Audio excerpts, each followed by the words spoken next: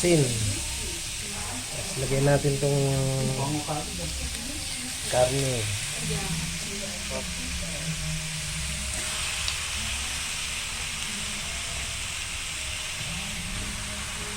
Wala sila sa akin.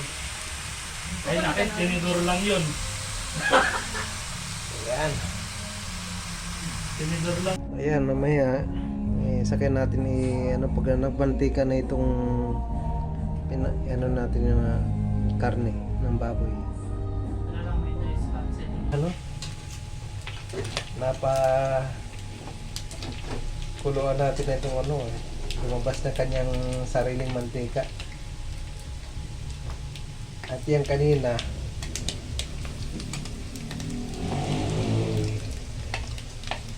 gisa muna natin itong bawang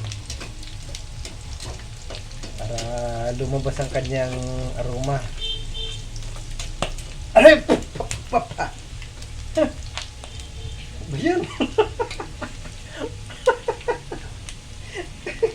Natansin pa ko sa nguso pa.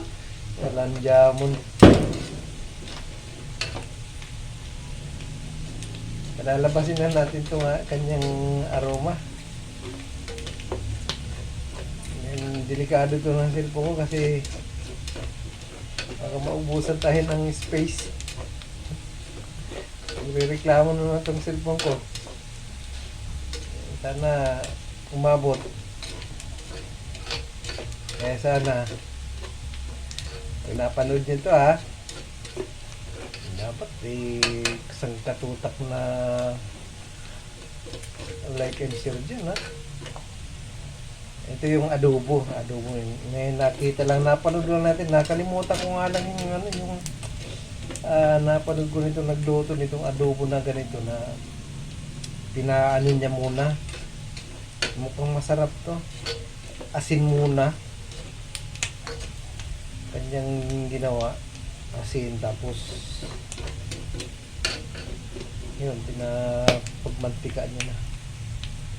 Ang lalaki kasi, ang tagal ng brown ng aking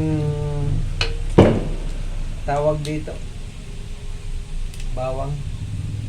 Kaya natin, baka hinahabol ko natin yung space ng storage ng cellphone natin. Ayan, isabay na natin itong luya. At ihalo-halo na rin natin para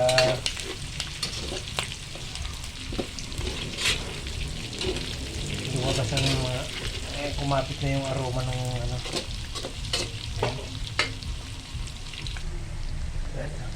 lagyan natin ng soyo.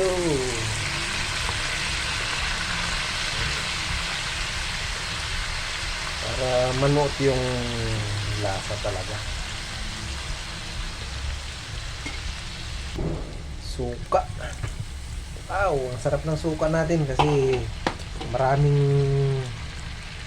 nilagay ko ng mga sari-saring herbs. Nag-English pa, social herbs. Lagyan na natin tong potato. Potato.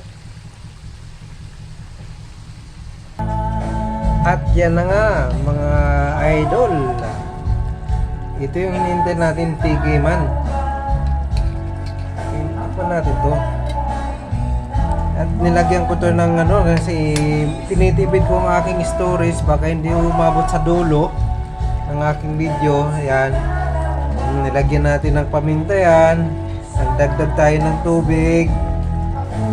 Tapos nilagyan natin ng magic. Ayan.